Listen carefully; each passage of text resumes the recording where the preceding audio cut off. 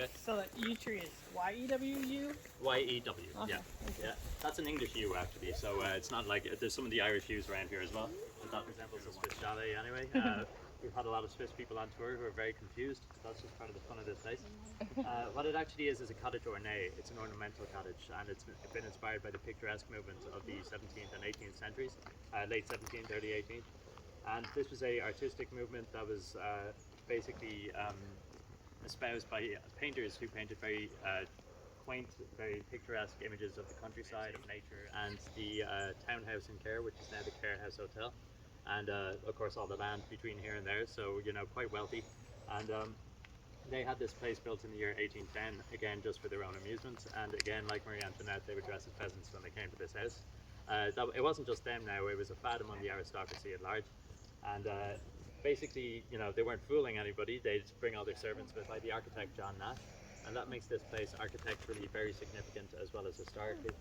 Nash designed many parts of Buckingham Palace, Brighton Pavilion, plays Hamlet in the UK, a number of late Georgian period buildings, you know, right throughout Europe, so he was obviously a busy man.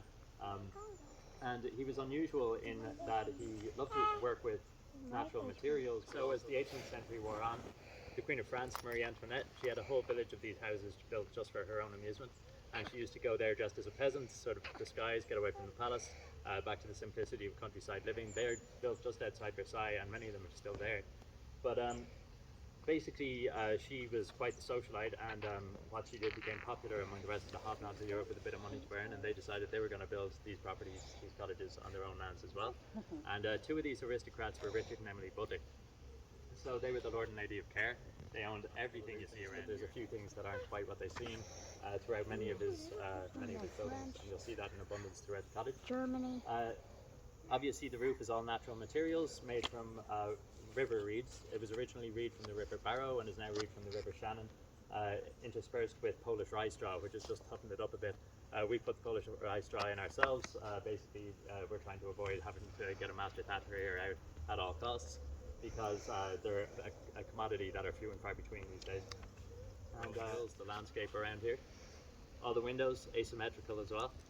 Now this is quite unusual for late Georgian period. Like most Georgian houses, as you might have seen throughout the country, lots of straight lines, lots of symmetry, lots of simplicity, mostly, you know, lots of identical windows, and there's none of that here at all. So Nash was quite you know, individual in that. Each of the windows, different size and shape, curved to a point over here, straight angles here, bulbous curve here, and that's true of all the windows in the house. They're all totally different sizes and shapes, all asymmetrical with the exception of two, and there's a reason for that, and I'll explain that a bit later on. So the veranda, all natural materials as well, gives the illusion of size, another John Nash trick of the eye. It makes the house look a little bit bigger than it actually is.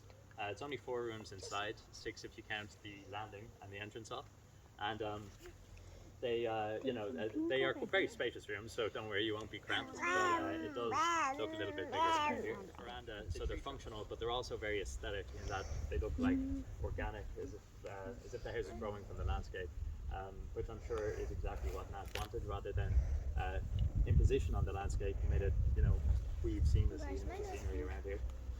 This isn't really part of the tour now, but I do think it's cool. Those tree trunks always remind me of this yew tree here. The yew tree is 1,000 years old at least. We've had it aged by ecologists, and it's easily the oldest tree in the area.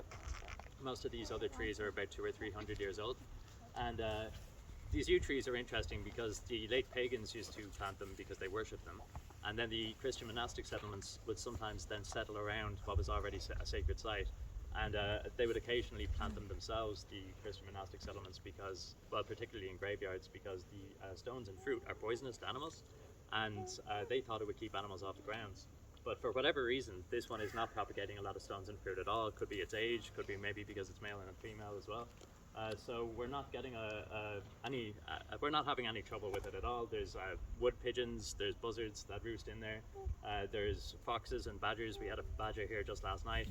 There's never ever any trouble with that, and they are free to roam the grounds, you know, danger free. So anyway, I'll stop babbling and maybe figure it out by now. But it's got nothing to do with Switzerland. It's just a nickname that the locals have given it, presumably.